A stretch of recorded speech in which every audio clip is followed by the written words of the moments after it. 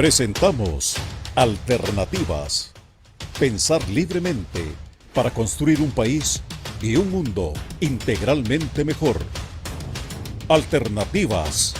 Espacios sin fines de lucro ni banderías politiqueras del colectivo Reflexión Acción Costa Rica. Alternativas en vivo los viernes de las 6 a las 8 p.m. por nuestras redes sociales Guanacaste FM, Radio Revolución y Radio Soberanía. Repetición los sábados de las 7 a las 9 p.m. por Radio La Gigante 800 AM. Alternativas.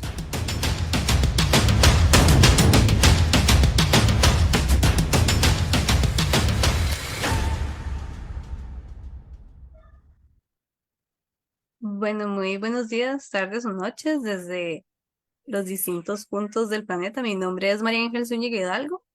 Soy estudiante de Ciencias Políticas de la Universidad de Costa Rica y coordinadora de la Comisión de Juventudes de la Radio Alternativas. El día de hoy estaremos hablando sobre la Revolución Cubana y el bloqueo comercial para dar una vista hacia la política internacional de Cuba. Por lo cual hoy tenemos a personas invitadas para poder abarcar de alguna mejor manera el tema. Y bueno, es importante también recordar que nos pueden seguir desde distintos medios como Facebook, mediante esta página de Alternativas. Y también sintonizarnos por Spotify con el nombre Alternativas, así como también en Radio Actual 107.1 FM. Y ahora le doy la palabra a Rebeca. Buenas noches, buenas tardes, buenos días. Mi nombre es Rebeca Astorga y soy parte de la Comisión de Alternativa Joven. Se les recuerda que pueden hacernos llegar sus comentarios, sus saludos, sus inquietudes a través de nuestro Facebook en vivo y les estaremos atendiendo. Bueno, recordarles también que nuestro lema es pensar libremente para construir un país y un mundo integralmente mejores. Cumplimos con los 3 principios de la comunicación: formar, informar y entretener. Así que a continuación les doy la palabra a Luis y seguidamente a las personas invitadas. Bueno, buenas noches a todas las personas que nos están escuchando en vivo. Y un saludo a las personas después. Mi nombre es Luis Fernando González, también formo parte de la Comisión de Alternativa Joven, y soy estudiante de la Universidad de Costa Rica. Entonces, si gusta, empieza Naomi presentándose. Bueno, muchísimas gracias por la invitación. Mi nombre es Naomi Mora González. Yo soy estudiante de Ciencias Políticas en la Universidad de Costa Rica y soy parte de la Junta Directiva de la Asociación de Estudios Generales, igualmente en la UCR. Entonces, sí, muchísimas gracias por la invitación y espero que la discusión sea fructífera.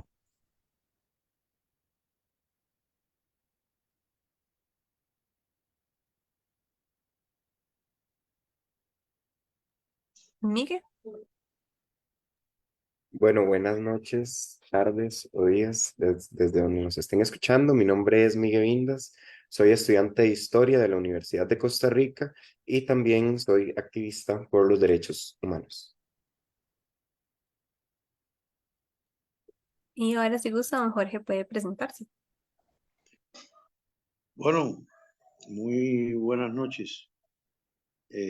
Gracias por la invitación. Como bueno, se anunció, soy el actual embajador de Cuba en Costa Rica desde enero de 2020. He ocupado la misma responsabilidad también en Ecuador y he sido jefe de misión en otras embajadas de Cuba en otros países. Me licencié como en Relaciones Internacionales en el Instituto Superior de Relaciones Internacionales Raúl Roa García. Raúl Roa García lo conocemos en Cuba como el canciller de la dignidad, fue canciller a inicios de la revolución. También estudié licenciatura en Economía en la Universidad de La Habana y me gradué también en la Academia Diplomática de Brasil, conocida como Instituto Río Branco. Así que es un placer estar aquí con ustedes en la noche de hoy, poder compartir algunas ideas sobre Cuba y otros temas que son de gran interés, o por lo menos para un grupo de personas son de interés.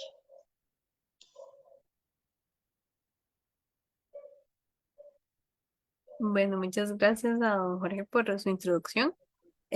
Nosotros desde el panel de juventudes consideramos que este es un tema completamente relevante también porque muchos de nosotros estudiamos ciencias políticas o estamos también como relacionados con temas sobre este, referentes a los derechos humanos, como también lo mencionaba Miguel, que sin duda alguna hablar sobre el bloqueo comercial o sobre cómo se ha dado el desarrollo de Cuba como país muchas veces se ha visto como se le suele dar una imagen errónea a nivel internacional y que también está rodeado acerca de estigmas o simplemente visiones completamente llenas de perjuicios, porque también, bueno, como hablaremos más adelante, existen factores internacionales que hacen que esto sea posible.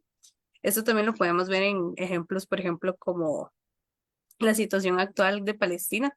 Muchas veces los medios, los periódicos y la televisión se dedican simplemente a desinformar a la población por simplemente apoyar a algún bando actual en la política internacional. Entonces, seguido de esto, don Jorge nos va a dar como una breve, o bueno, más bien una presentación sobre cómo fue el desarrollo de la Revolución Cubana, cómo se ha dado, por ejemplo, el bloqueo, y también figuras como Fidel Castro, que tienen una total y completa influencia sobre este tema. Bueno, ya me toca a mí entonces hablar. Bueno, efectivamente, yo eh, tengo preparado aquí algunos elementos. Es muy realmente eh, poder abarcar el tema de nuestra revolución, su proceso histórico y, y el bloqueo requeriría de mucho tiempo. Pero bueno, vamos a tratar de hacer una síntesis para que por lo menos se pueda entender incluso la situación actual de nuestro país. En la conmemoración del centenario del inicio de nuestras guerras de independencia, el 10 de octubre de 1968, el compañero Fidel en ese discurso dijo que en Cuba había habido una sola revolución, la que había iniciado el 10 de octubre del año 1868 y la revolución del 59, que había sido la continuidad de aquella que quedó frustrada. Cuba estuvo entre los últimos países, o el último país, que inició una guerra de independencia en nuestro continente. Acuérdense que el proceso de independencia en América Latina y el Caribe había comenzado con la Revolución Haitiana en 1804 y después, entre 1810 y 1821, se desarrollaron los procesos independentistas en nuestra América. Y Cuba había quedado al margen de aquello. ¿Por qué Cuba había quedado al margen de aquello? Porque, bueno, dos factores fundamentales. Primero, no es hasta mediados del siglo XIX que en Cuba se crea una conciencia nacional como nación. Y también por el peligro al negro. Había ocurrido la independencia de la revolución haitiana con todas las consecuencias que la población mayoritaria de Cuba en el siglo XIX, del siglo XIX, era fundamentalmente negra y esclava. Y entonces obviamente había temor a que ocurriera algo parecido a lo que había sucedido en Haití. Por eso se retrasa, esos dos factores fundamentales retrasan el proceso de independencia, del inicio de la independencia de Cuba. Ahora, el 10 de octubre del año 1868 se alza en la de Majagua, en un ingenio azucarero, ese era el nombre, cuyo propietario era Carlos Manuel de Cepeda. Se alzan en armas y en su proclama lanzan dos ideas fundamentales. Primero, luchar por la independencia de Cuba. Y la segunda idea central de ese alzamiento fue la abolición de la esclavitud. Partiendo de la base y dijeron que todo aquel que se incorporara, todo hombre negro, esclavo, que se incorporara a la lucha independentista pasaba a ser hombre, hombre libre. Entonces, eso va a marcar el desarrollo histórico cubano y del proceso revolucionario cubano. ¿Por qué? Porque al enarbolar la abolición de la esclavitud, estábamos haciendo un postulado fundamental que es el de la igualdad social. Y ese postulado de la igualdad social va a ser transversal a todos los procesos revolucionarios en nuestro país, durante todas las etapas. Martí incluso le llamaba al proceso de independencia cubano como la revolución. E incluso dijo en una ocasión que revolución no era la que se iba a hacer en la manigua. La manigua en Cuba se conoce como el, eh, el, el monte, el bosque, que era donde se luchaba, en las zonas rurales, sino que la revolución se iba a hacer en la República, porque en Martí y nuestros grandes próceres partían de no solamente cambiar el estatus jurídico y político de la isla, sino también hacer los cambios sociales necesarios para alcanzar la mayor justicia social posible. Entonces, así empieza marcada el proceso de independencia de Cuba el 10 de octubre del año 1868. ¿Qué ocurre? Que en ese proceso no tiene un programa político y eso va a traer algunas consecuencias posteriores.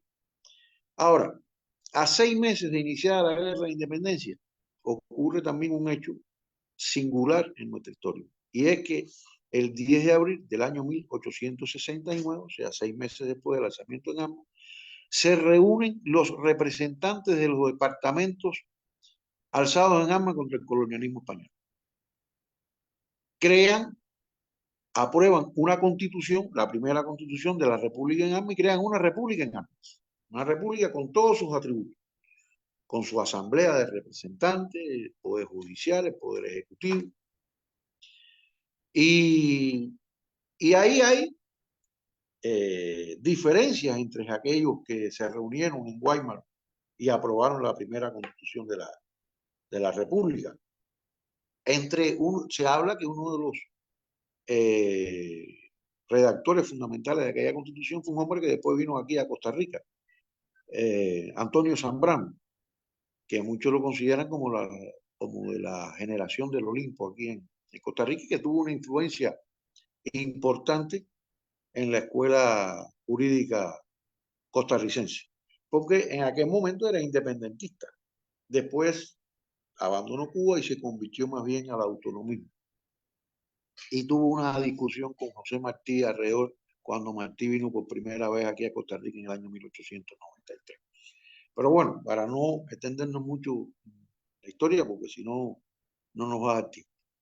Entonces, decía que es un hecho singular. Yo le he preguntado a algunos historiadores y ninguno me ha sabido decir si efectivamente es el único caso de un proceso independentista que antes de alcanzar la victoria o antes de independizarse ya tiene una constitución y se constituye en una república, porque generalmente el proceso ha sido diferente en el resto del mundo. La gente ha luchado por la independencia y después alcanza la independencia y que hacen una república, una constitución, etc. Nosotros la hicimos 6 meses del inicio y después, por supuesto, hubo otras constituciones durante la lucha por la independencia de Cuba. Pero aquella república en armas y aquel proceso, como decía, no tenía un programa político y creó y se introdujeron en las fuerzas independentistas ciertas diferencias que llegaron incluso a ocurrir con la destitución. En aquel momento, cuando se creó la República de Armas, se eligió a Carlos Manuel de Céspedes, que había encabezado el alzamiento en la de Majagua, pero el 27 de octubre del año 1873 se reúne la Asamblea en minoría y destituye a Carlos Manuel de Cepeda como presidente de la República. Ahí había una discusión alrededor de quién debía conducir la guerra, si el poder civil, que estaba configurado en la Asamblea de Guaymas, en la República en Armas, el presidente, o si debían ser los generales y los militares que conducían el ejército libertador. Eso fue una discusión que después incluso se siguió arrastrando hasta la época de Martí y ya en la segunda etapa de la, en la segunda etapa de la revolución, de la gesta libertadora. Entonces, se producen las luchas intestinas y eso conlleva a que 10 años después, el 10 de febrero del año 1878, una parte de las fuerzas del Ejército Libertador hace un acuerdo con España en el que cesaba la lucha, pero un mes después, el 15 de marzo, el entonces jefe militar español, el general Arsenio Martínez Campos, se reúne con Antonio Maceo, que era uno de los principales líderes, el mayor general Antonio Maceo, que era uno de los principales líderes del Ejército Libertador, uno de sus principales jefes, y se reúnen en una zona conocida como Mangos de Baraguá, y ahí Antonio Maceo rechaza ese pacto de San Juan, por dos razones. Le dijo, no puede haber pacto ni paz entre España y ella porque no se han cumplido las dos condiciones por las cuales nosotros nos levantamos en armas, que era la independencia de Cuba y la abolición de la esclavitud. Y bueno, hay una frase famosa de que al Maceo decir esto, Martínez Campos incluso intentó entregarle el documento y Maceo le dijo, guárdese ese documento. Y yo le digo, pero es que usted no lo conoce. Y Maceo le dice, precisamente por lo que lo conoce, es que lo rechazo rotundamente. Y el 24 de marzo entonces se reanudaron las hostilidades. Obviamente ya las fuerzas independentistas estaban sumamente debilitadas y al cabo del tiempo Maceo tuvo que abandonar el país y fue a Jamaica y después comenzó un largo periplo que lo llevó a sentarse aquí en Costa Rica en el año 1891, en lo que se conoce mediante el tratado, el acuerdo Lizano-Maceo, que fue la concesión que le dieron a Maceo para que se asentara en Nicoya, en lo que se conoce como la mansión, junto a otras 100 familias cubanas que habían luchado en la guerra por la independencia. Pero bueno, ya ahí avanzamos un poquito más en el tiempo. Ahora, ¿qué ocurre después del año 1878? Había una persona que en esa época era prácticamente un niño, que respondía al nombre de José Martí. José Martí no participó en la primera etapa, en esos 10 años de la lucha por la independencia. Pero ya con 17 años, a menos en el año 69, es condenado a prisión porque le hacen un registro en su casa, en la casa de un amigo, y encuentran una carta firmada por él donde él recriminaba a un compañero suyo de estudio, un condiscípulo, que se había integrado a las fuerzas voluntarias. La fuerza voluntaria es una especie de cuerpo de voluntario, un ejército integrado por cubanos, o sea, por nacidos en la isla, pero que respondían a los intereses de España. Y tuvieron realmente una actuación bastante dura durante la guerra de independencia. Y entonces Martí le escribe a ese amigo suyo y le dice que si había conocido cómo se castigaba la apostasía en la, en la, en la antigüedad. Y por eso como criticaba eso, bueno, Martí lo juzgan junto a su profesor, Rafael María de Mendigo, y a Martí lo condenan al presidio y es enviado a las canteras de San Lázaro, donde con un grillete y a realizar trabajo forzado. O sea, era un niño de 17 años apenas. Bueno, después por gestiones de su familia, etcétera, Martí finalmente es trasladado a lo que hoy es la isla de la Juventud y posteriormente deportado a España, donde continúa entonces sus estudios en la universidad y se gradúa, etcétera, y ahí empieza todo un periplo, igualmente recorriendo eh, México, Guatemala, hay muchos años de, de vivir en el exterior. Bueno, Martí, que cayó, murió en combate cuando tenía apenas 42 años y 15 de esos años los vivió precisamente en Estados Unidos. Pero Martí, con su labor, comienza a convertirse en una figura muy reconocida. Regionalmente era un hombre, era poeta, escritor, escribía novelas, escribía ensayos, tenía una labor periodística importantísima, escribió para periódicos de México, Venezuela, Argentina, fue cónsul representó fue cónsul de Uruguay en Estados Unidos, de Argentina, o sea, se convirtió en un hombre realmente relevante en nuestra América. Pero al mismo tiempo se convirtió en el líder del proceso independentista cubano.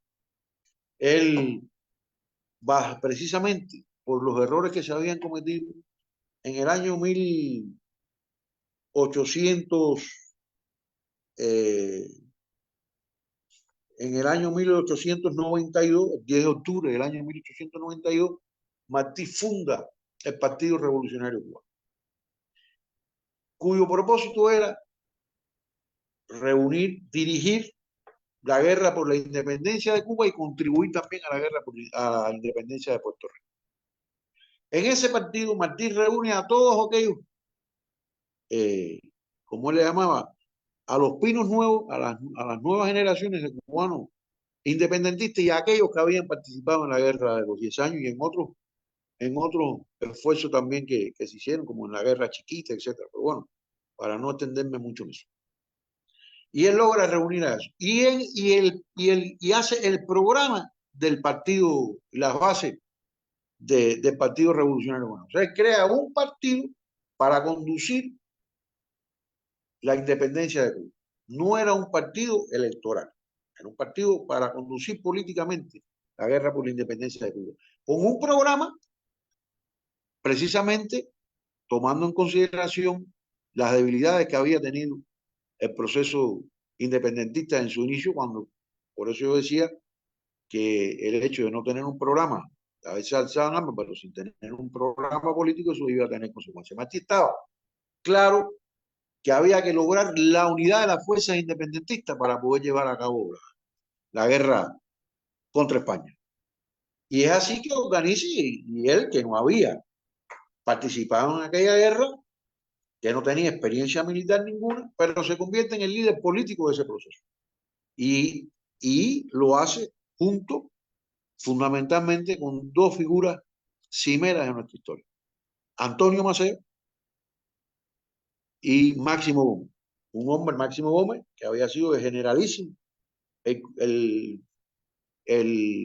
general en jefe del Ejército Libertador que era dominicano, no era cubano, había nacido en República Dominicana. Pero era un hombre muy respetado porque además fue el que enseñó a los cubanos, por ejemplo, a utilizar el machete, una herramienta de trabajo como un arma de guerra, a la cual los españoles le tenían terror las cargas al machete, porque eran los cubanos montados a caballo que iban hacia donde estaban las fuerzas, el ejército español, y era a dar machete, a arrancar cabeza, a pelear con un machete en la mano. Y así se hizo la guerra, una guerra realmente cruenta, sangrienta, fue una guerra realmente muy con bastante violenta, porque de los dos bandos hubo arrojo y hubo valor. Y así lo reconoció Máximo Gómez en su momento, en un momento determinado. Pues bueno, entonces Martí reúne a estas dos figuras y arranca la segunda etapa de la guerra por la independencia de Cuba el 24 de febrero del año 1895. Pero ¿qué ocurre? Martí, que no era militar, desembarca en Cuba junto a Máximo Gómez, logran finalmente reunirse con Antonio Maceo, deciden que, que Martí, incluso lo nombran mayor general del Ejército Libertador, aunque no había combatido, pero todo el mundo le decía el presidente, porque él era el delegado del Partido Revolucionario Cubano, muchos le decían el presidente. Y en una reunión que tiene se decide que Martí saliera de Cuba a buscar y a apoyar en suministro a la guerra independentista. Pero ocurre que el 19 de mayo, cuando Martí estaba en ese proceso junto a Máximo Gómez, se produce un combate con las fuerzas españolas y Martí se lanza al combate y queda y cae muerto en ese combate. Eso fue un golpe un golpe tremendo para la lucha por la independencia de Cuba. Y después, un año después, el 7 de diciembre del año 1896, cae también en combate el general Antonio Maceo. O sea, pierden la vida los dos dirigentes fundamentales del proceso de independencia cubano. Y vuelve a surgir otra vez la desunión en las fuerzas independentistas. Lo mismo que ocurrió en el año 1878, que condujo al Pacto del San Juan.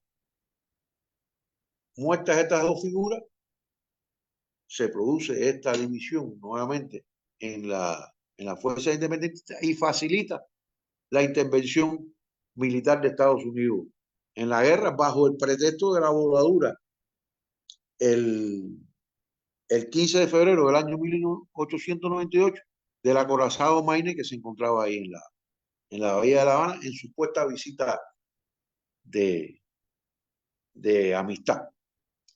Pero explotó el barco. Hay muchas dudas sobre la explosión de ese acorazado, que fue la justificación que tomó Estados Unidos, bajo la cual le declaró la guerra a España e intervino militarmente en Cuba. Comenzó la intervención el 21 de abril del año 1898.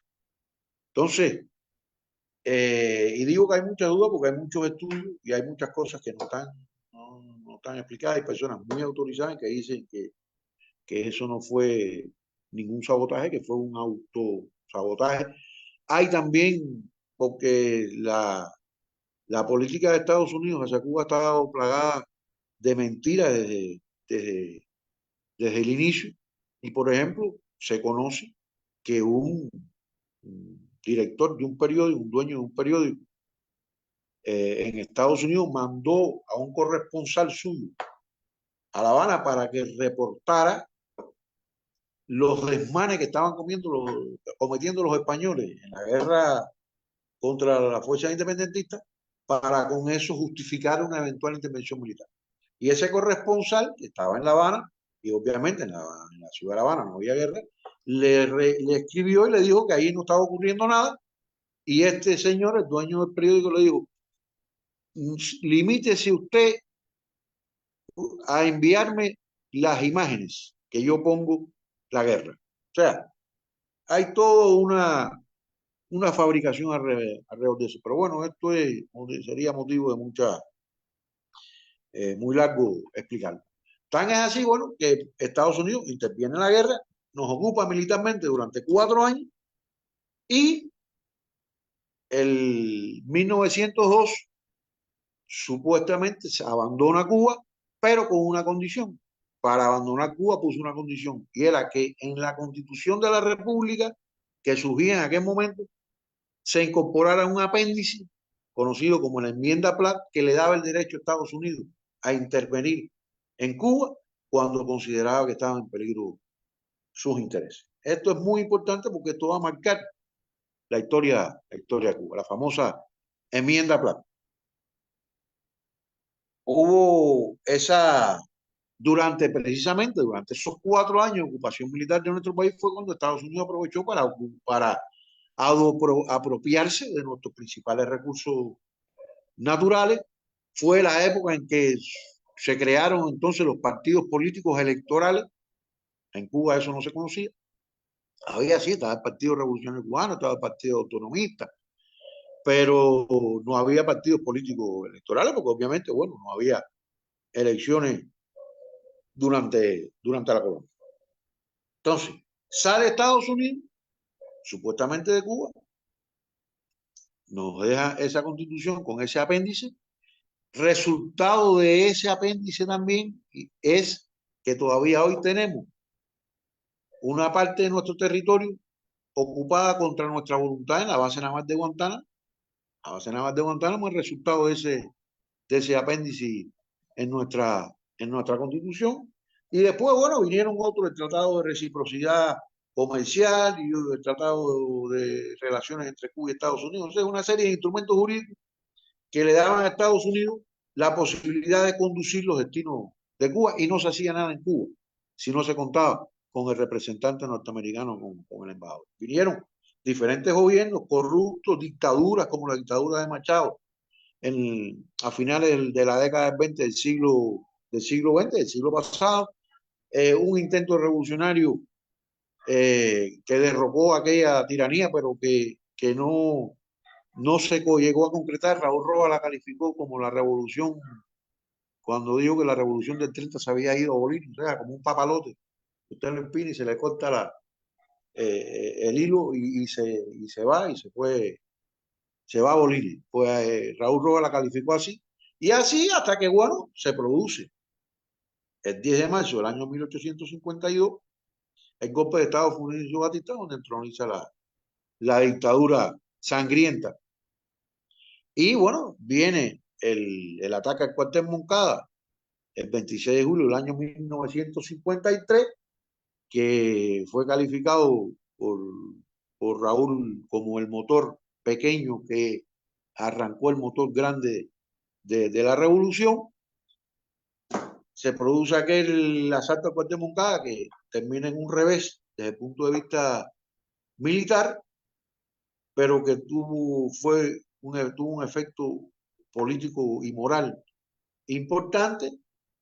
Se produce juicio a los moncadistas, la condena a los moncadistas, después por presión popular son liberados en el año 1955, marcha Fidel y un grupo de los moncadistas hacia México, organizan junto a otros revolucionarios la expedición de Yate Granma, desembarcan en las costas cubanas el 2 de diciembre del año 1952 y se inicia la guerra revolucionaria que triunfa el 1 de enero del año 1954.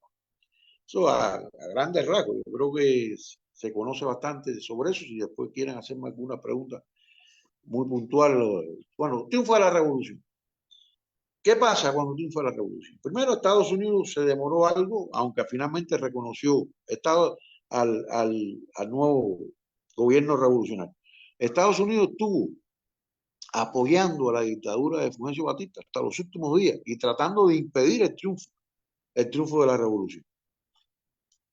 Y aquí me detengo en un aspecto importante que está siendo constantemente muy manipulado.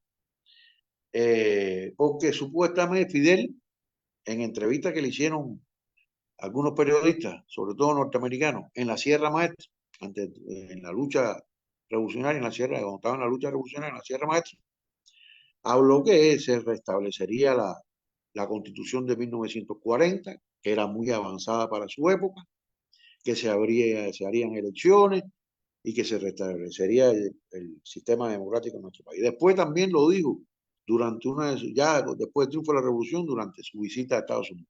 Entonces mucha gente dice, algunos ahora la teoría, porque se está tratando de revisar la historia, pero se olvidan algunos aspectos, dicen que Fidel no cumplió con su promesa y que traicionó la revolución. Y que por ese motivo algunos se sintieron traicionados y abandonaron Cuba y se incorporaron a fuerzas contrarrevolucionarias.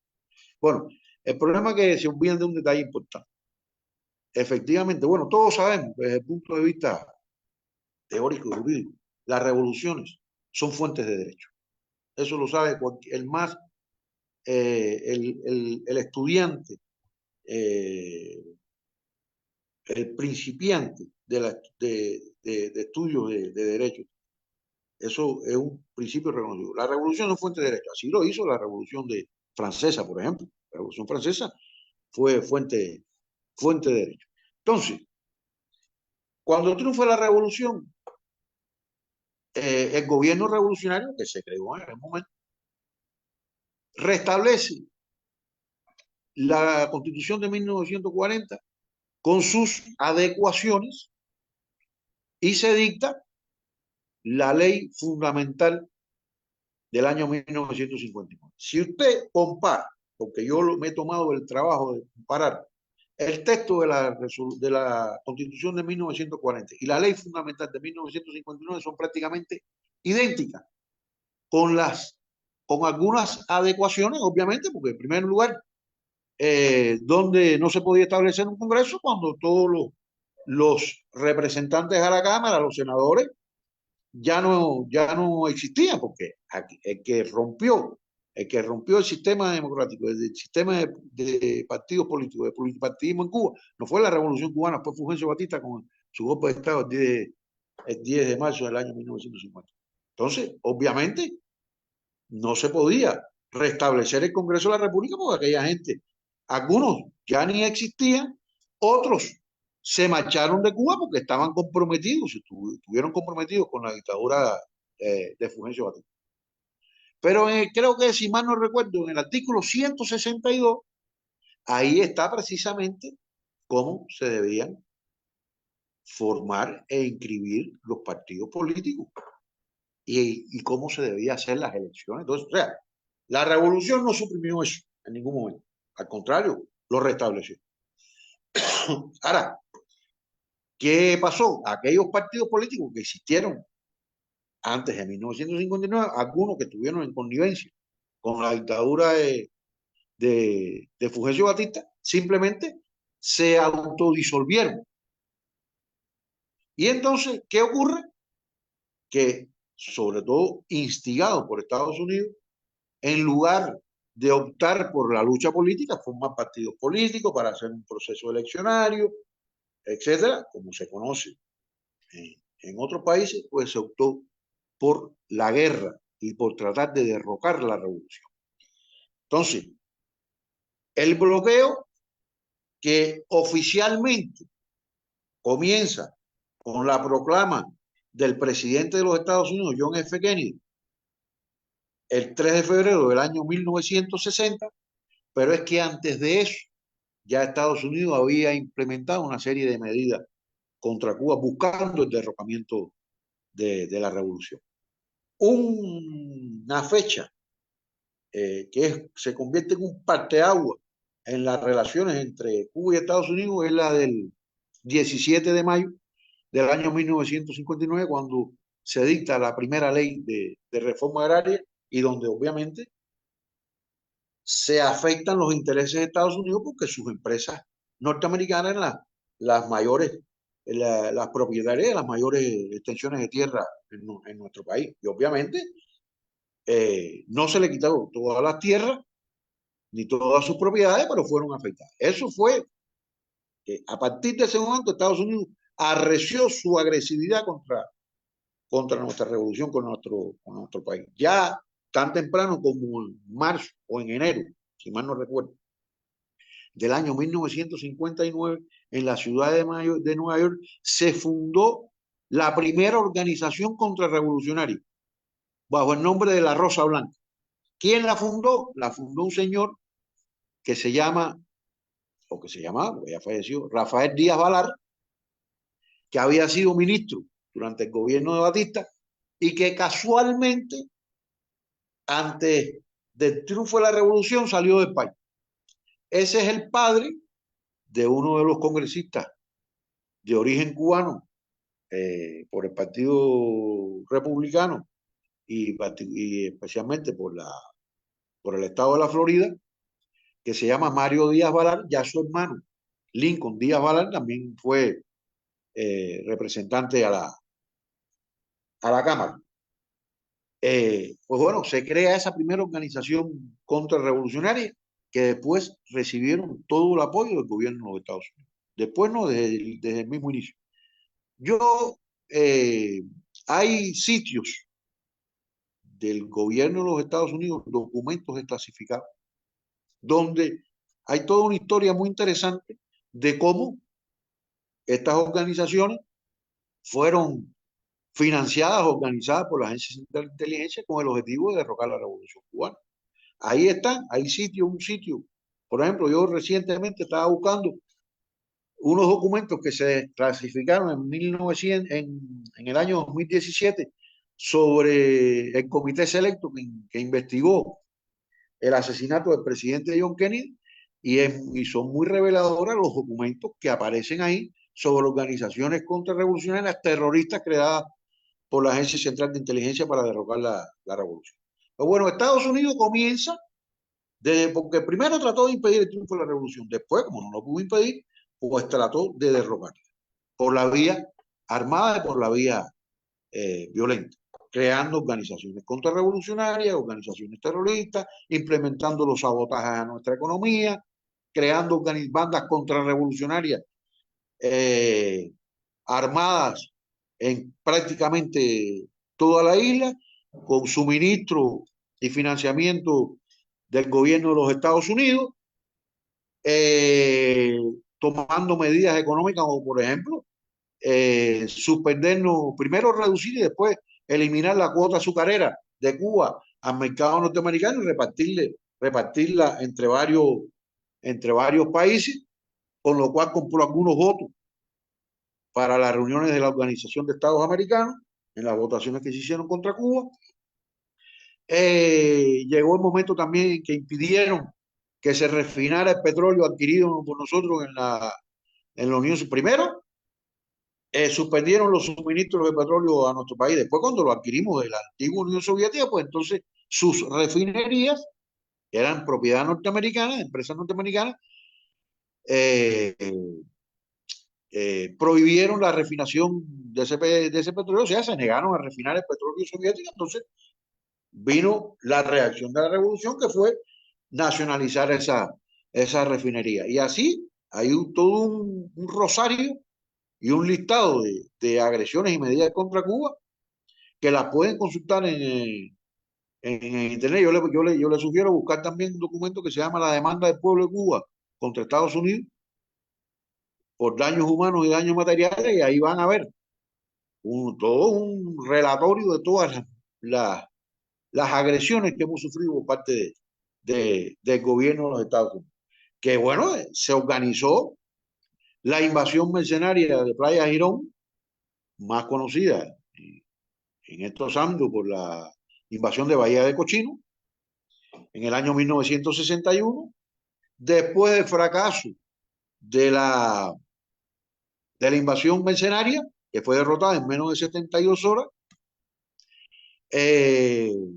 armaron el llamado Plan Mangosta, que por ahí, en ese sitio que yo decía, donde hay miles de documentos desclasificados del gobierno de las instituciones norteamericanas, del gobierno, de la CIA, del FBI, todo eso, ahí precisamente aparece una cosa que se llama el Plan Mangosta, que era para aplicar en el año 1962 con el objetivo también de derrocar la revolución.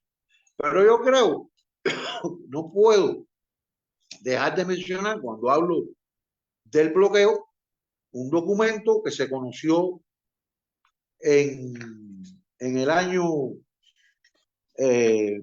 1900, 1994, 1995 precisamente, un documento desclasificado que se conoce como el memorándum de Lester Mallory, un subsecretario de Estado del gobierno de los Estados Unidos de marzo del año 1960. Estoy tratando de encontrarlo aquí porque tenía una copia de él, porque ahí está muy claro cuál es el propósito. ¿Cuál es el propósito de la? Bueno, lamentablemente no lo encuentro aquí ahora, lo tenía, lo desorganicé en algún momento y no lo encuentro aquí ahora. Pero bueno, me lo sé quedar prácticamente de memoria. Bueno, ese memorándum del señor Mallory, ¿qué dice? Dice que el gobierno de Castro tiene el apoyo de la mayoría del pueblo cubano y que por lo tanto hay que implementar medidas que provoquen la reducción de los salarios, el desabastecimiento, para crear hambre y miseria con vistas a provocar un levantamiento en contra de la revolución. En esencia, no es exactamente textual, pero en esencia eso es lo que dice ese memorándum. O sea, el objetivo de el llamado embargo, tanto de la orden ejecutiva del presidente Kennedy, como esto que reveló ese memorando que fue secreto hasta el año 1900, hasta finales de la década de los 90 del siglo pasado. Era el objetivo fundamental del bloqueo, es derrocar la revolución cubana. Pero el bloqueo no ha logrado eso en más de 60 años. Por lo tanto, ha fracasado desde ese punto de vista. En su objetivo ha fracasado. Y lo han reconocido los propios norteamericanos. El propio gobierno norteamericano a veces lo ha reconocido en documentos que han salido y que han sido desclasificados. Pero lo mantienen y lo han recrudecido. Bueno, hay toda una historia de bloqueo, desde aplicarnos la ley de asistencia al exterior que autoriza al presidente de los Estados Unidos a establecer o mantener un embargo o comercio con Cuba. Está la ley, fíjense, la ley, se nos aplica también la ley de comercio con el enemigo del año 1917. Se nos aplica, bueno, ya mencioné la proclamación presidencial 3447, emitida el 3 de febrero del año 1962 por el presidente Kennedy.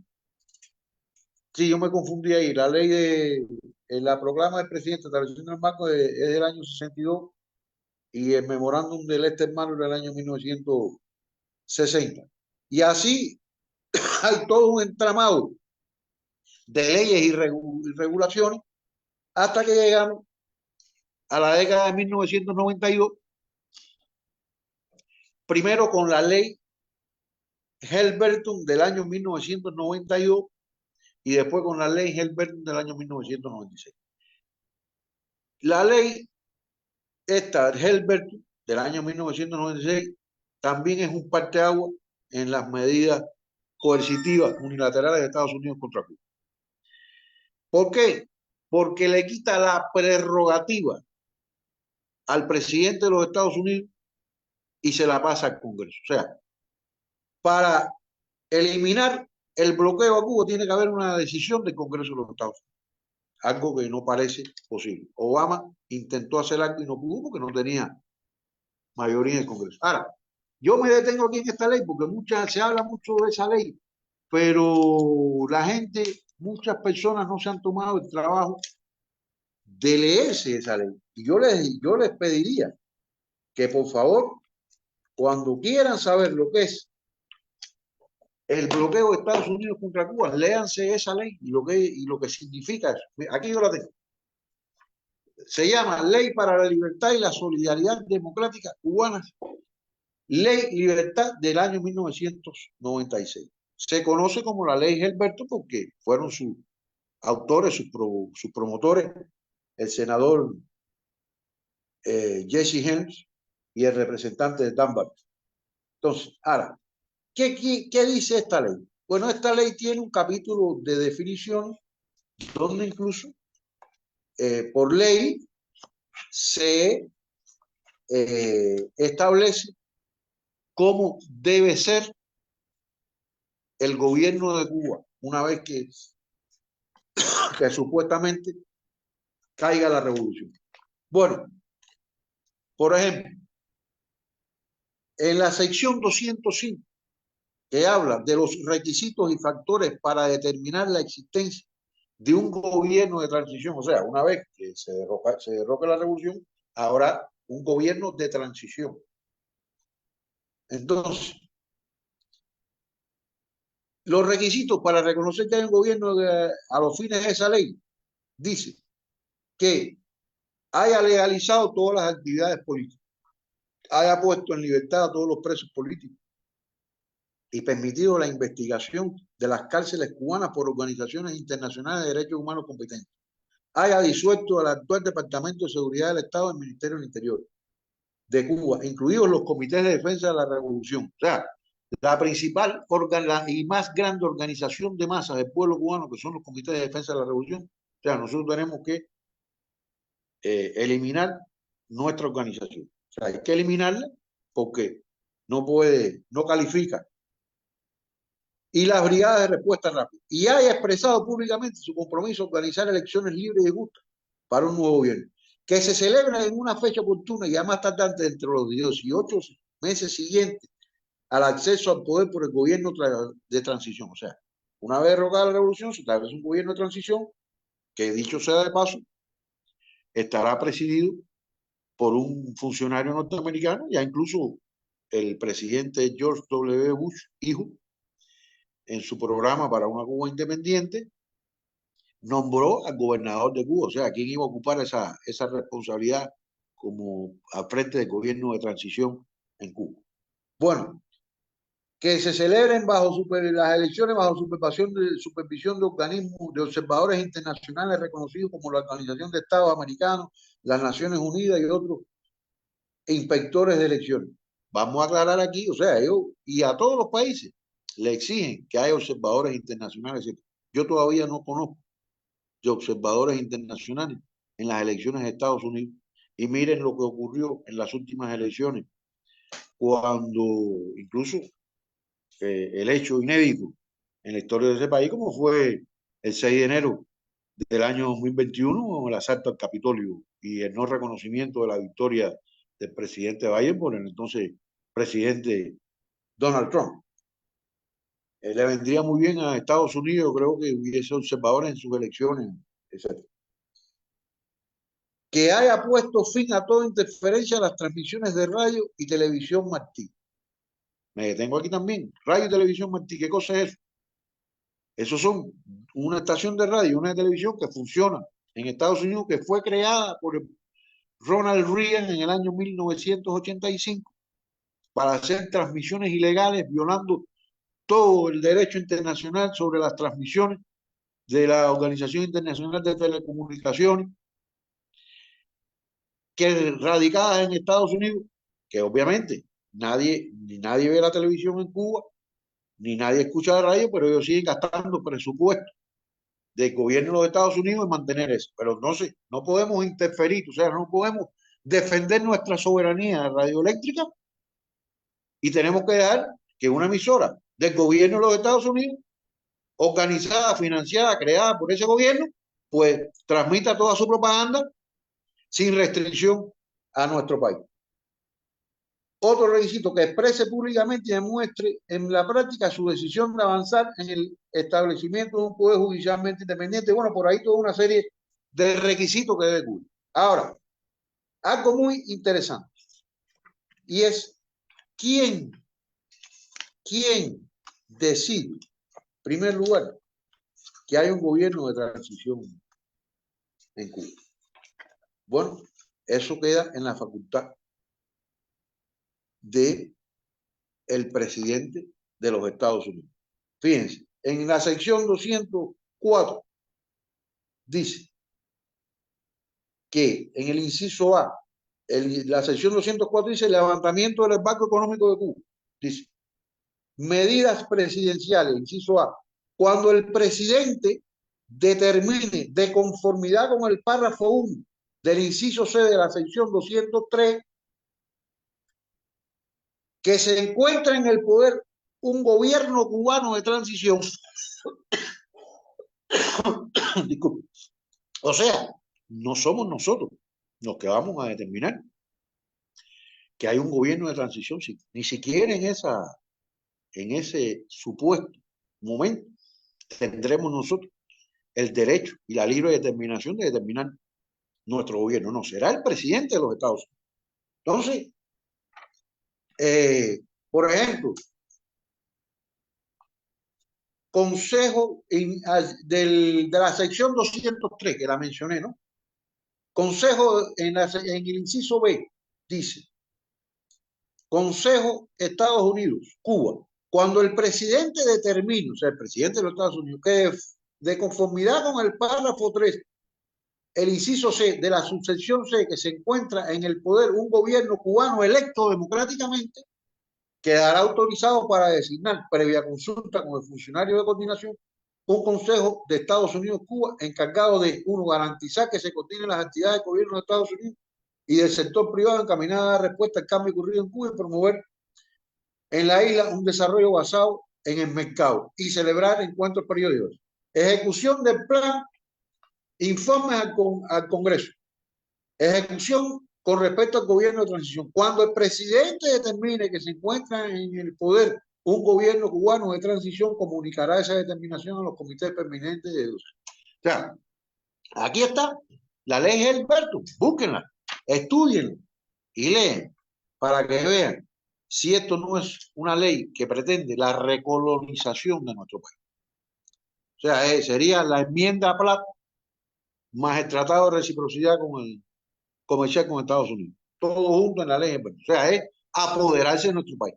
Porque no vamos a ser los cubanos quienes vamos a tener nuestro derecho a escoger nuestro propio sistema y nuestro propio gobierno. Será el presidente de los Estados Unidos. Eso lo dice la ley. Pero en esa ley también, por ejemplo, se establece la sanción a los países que en aquel momento colaboraran con Cuba para continuar la construcción de la central atomoeléctrica en Baraguá, en Cienfuegos. O sea, cercenarnos también el derecho a buscar otro tipo de energía que no sea mediante la generación de petróleo para buscar el colapso del sistema eléctrico cubano, que es lo que han venido buscando todos estos años también. Entonces, pero hay un capítulo 3, y es el que establece sanciones a los empresarios y a las personas que tengan negocio con el gobierno cubano en la actualidad. Ese artículo que los presidentes, hasta Donald Trump, habían hecho un waiver cada 6 meses para no aplicarlo, el señor Trump, dentro de sus 243 medidas contra Cuba, activó ese capítulo, el título tercero del capítulo 3 de la ley. ¿Con qué? Para desestimular a las empresas, a los empresarios de capital extranjero a invertir en Cuba. Entonces, nosotros, parecidamente, para mucha gente dice, en primer lugar, que por ejemplo, que Cuba, su sistema económico es un desastre, que no funciona el socialismo. Bueno, en primer lugar, en el año 2005 Fidel precisamente se preguntaba si alguien sabía construir el socialismo. El socialismo no se ha construido en ningún país. Lo que se consideró socialismo en la antigua Unión Soviética y en el resto del campo socialista realmente no llegaron a construir el socialismo. Y más que por problemas económicos, se derrumbaron por problemas políticos y errores políticos que cometieron. Pero yo sí puedo asegurar que hasta el año 1989, 30 años después del triunfo de la revolución, Cuba había resuelto los problemas sociales y económicos que no había logrado resolver el capitalismo en 5 siglos de dominación en este continente. En Cuba no había apagones, no había desabastecimiento. Había un plan de construcción de vivienda de 100.000 viviendas o entre 100 y 120.000 viviendas anuales. Se erradicó el analfabetismo. De solamente 2 universidades que había en el país, tenemos ahora 132 universidades e institutos de nivel superior en todo el país. Y esto se logró en 30 años. No vamos a cumplir 65 años en el próximo año. No, esto se logró en 30 años.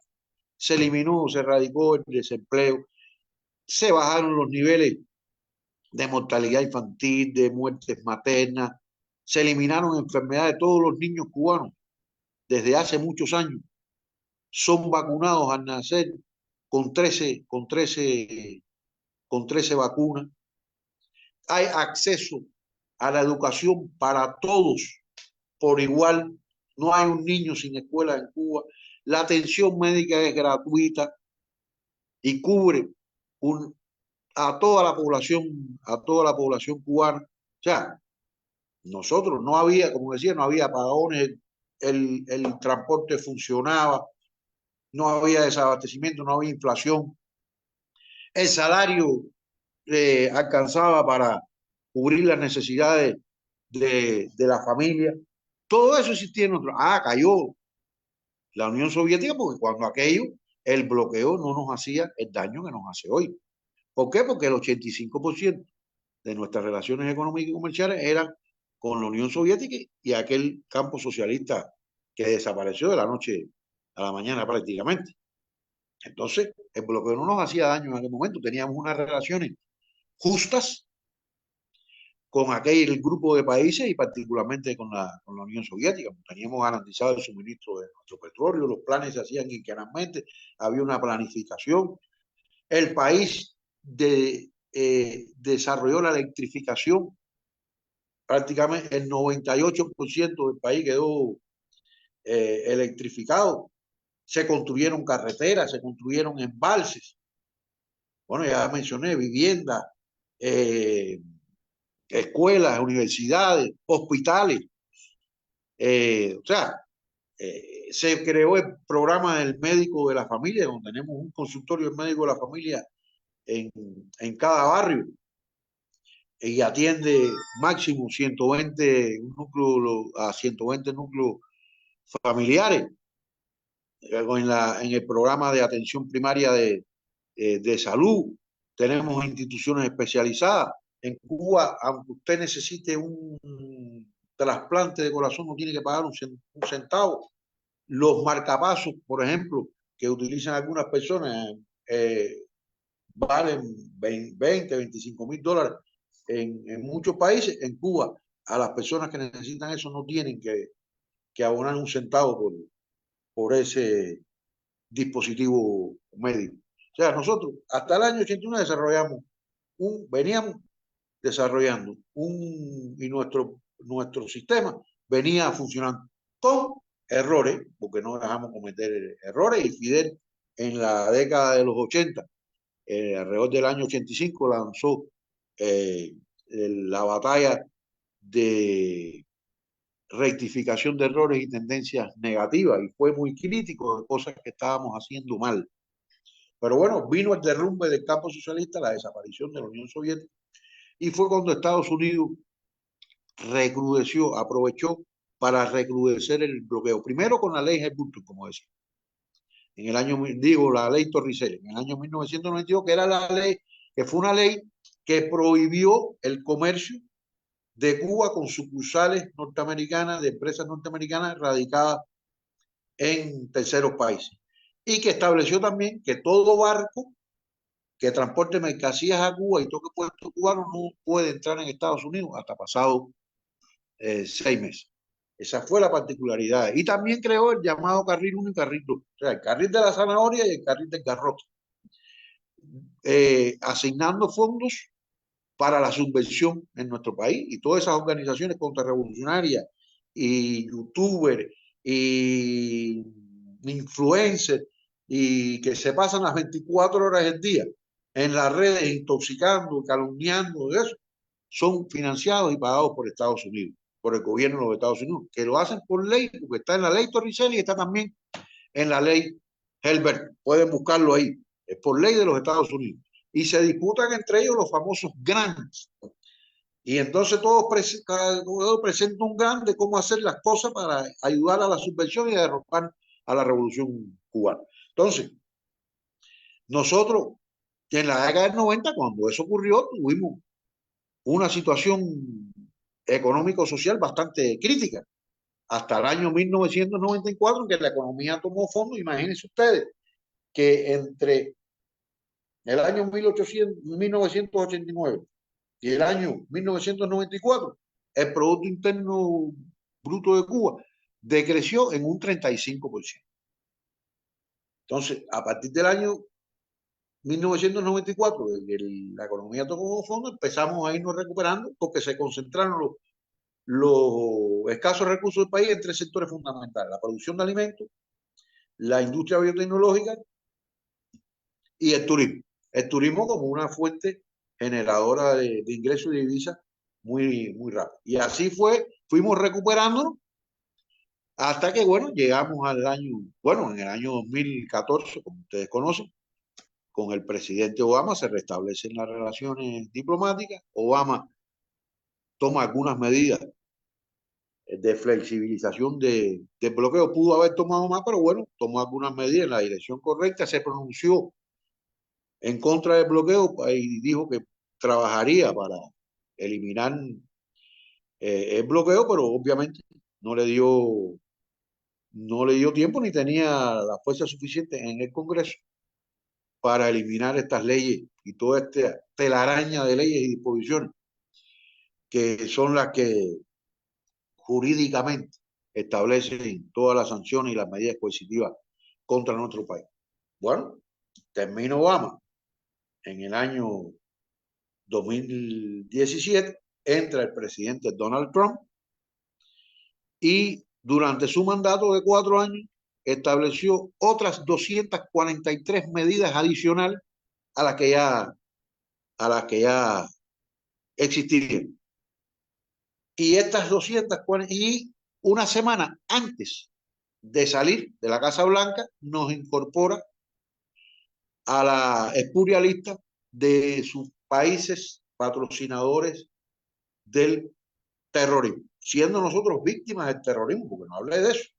Pero en Cuba hay 3.478 víctimas, personas que han fallecido, que han muerto como resultado de las acciones terroristas contra nuestro país, organizadas, financiadas y dirigidas desde territorio de Estados Unidos, con la complicidad de la Agencia Central de Inteligencia, con la tolerancia del gobierno de los Estados Unidos. Entonces, 3.478 muertos por acciones terroristas contra Cuba y otras 2.099 incapacitadas. Entonces, estamos hablando de eso. Pero bueno, nos incluyeron en ese puro lista que Obama nos había sacado de esa lista, porque quien nos incluyó en esa lista fue el presidente Ronald Reagan en el año 1985, si mal no recuerdo, o 1987. Ahora, eso tiene una componente adicional que entonces obstaculiza crudamente, muy reciamente, las transacciones financieras de Cuba. Entonces, nosotros no tenemos acceso a créditos internacionales, no podemos utilizar el dólar norteamericano en nuestras transacciones.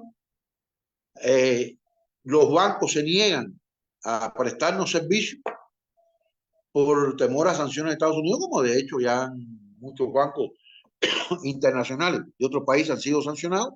Yo siempre le digo, cuando hablo de estas cosas, vayan a un banco aquí en Costa Rica. Costa Rica no nos bloquea, Costa Rica al contrario, vota todos los años a favor de la resolución que pide el levantamiento del bloqueo a Cuba, pero vayan y el banco aquí, a ver, privado o estatal, a ver si ustedes pueden transferir un solo colón a Cuba, o $1 en este caso, un solo dólar o un centavo de dólar a Cuba, transferirse a alguien que esté en Cuba, a una amistad, a un familiar, etcétera, para que vean que no lo pueden hacer por los efectos del bloqueo, que además tiene un carácter extraterritorial. Recientemente, no sé si ustedes habrán escuchado que supuestamente el Exim Bank de Estados Unidos había sancionado a la empresa petrolera mexicana por haberle supuestamente regalado petróleo, petróleo a Cuba. Y hubo todo un escándalo, hasta una representante de origen cubano en la Cámara felicitó al presidente Biden por haber adoptado esa medida, haber sancionado a la empresa norteamericana. Que eso fue mentira, eso lo desmintió el presidente Andrés Manuel López Obrador y el propio director de Pemex. Pero ahí ahora, por ejemplo, las personas, que ustedes saben que Estados Unidos tiene una visa que se tramita para entrar en ellos, los países, los ciudadanos de algunos países, muchos países, entre ellos los europeos y algunos países latinoamericanos, tramitan la visa a través del celular, que se yo, bueno, si ese ciudadano ha visitado Cuba, le suspenden esa visa y tiene entonces que hacer un proceso que le demora más de un año. Así le ocurrió, por ejemplo, está en la red una pareja de jóvenes chilenos que fueron a Cuba a pasar su luna de miel y cuando quisieron ir a Estados Unidos no pudieron hacerlo y tuvieron que someterse a ese proceso. O sea, para desestimular también el turismo hacia Cuba.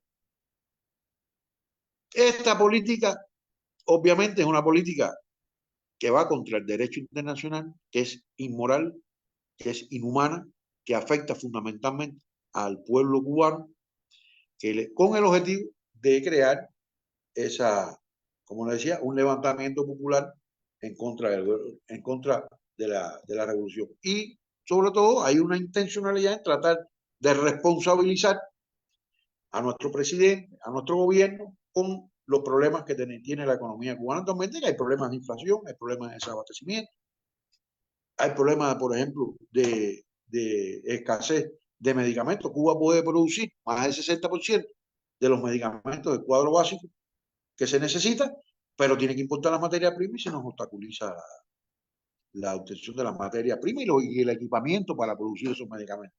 Sin embargo, Cuba tuvo la capacidad de por sí sola producir 3 vacunas contra la COVID-19 y tener inmunizada a más, alcanzar el 90% de vacunación de toda su población. Y desde el mes de agosto del año pasado, desde mediados del mes de agosto del año pasado, en Cuba no muere nadie por COVID. Y ya prácticamente el país quedó totalmente abierto y ya prácticamente en Cuba nadie se acuerda que existe la COVID, aunque hay muchos países que no han logrado vacunar a su población. Sin embargo, la nuestra ha sido vacunada con los propios recursos nuestros, con el desarrollo científico de nuestro país y sobre todo de la industria biotecnológica. Por eso la acertada estrategia del compañero Fidel de concentrar en la década de los 90 aquellos pocos escasos recursos en el desarrollo de la industria tecnológica para la producción de vacunas,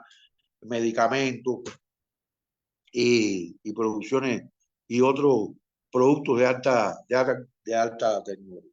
Bueno, yo creo que me he extendido ya demasiado, porque si sigo hablando ustedes no van a poder preguntar. Y yo me interesaría, y creo que será de más interés, responder las preguntas que ustedes tengan y las dudas que puedan existir, porque realmente hay toda una campaña y una industria del embuste y la mentira contra Cuba, que realmente que es las 24 horas del día. Yo digo que cuando no están esos youtubers, influencers, los Estados Unidos, cuando esos duermen, entonces aparecen, están en la red los que viven en Europa y en otras latitudes donde el horario y se pasan las 24 horas del día calumniándonos y mintiendo sobre nuestra realidad. Bueno, hasta aquí. Ustedes dirán. Bueno, muchísimas gracias de verdad por darnos como este espacio porque realmente cuesta bastante como encontrar, por ejemplo, cursos, incluso en la universidad. Yo recuerdo que, pues, Naomi y yo fuimos compañeras en humanidades y tuvimos toda una sección donde hablábamos como de la Guerra Fría en Latinoamérica y yo me enojé con una profesora porque no hablamos de la Revolución Cubana, pero ella habló de absolutamente todo lo que pasó en Latinoamérica y siempre se da muchas veces como una exclusión sobre el tema, por ejemplo, como que existe como un miedo, por así decirlo, como de hablarlo o como de no saber abordarlo de la mejor manera. Y esto al mismo tiempo es como usted menciona, muchas veces por el desconocimiento o por comentarios que se dan en las redes o porque realmente la gente no sabe lo que está hablando muchas veces. Y bueno, creo que Naomi tenía la mano levantada, por si gusta mencionar algo.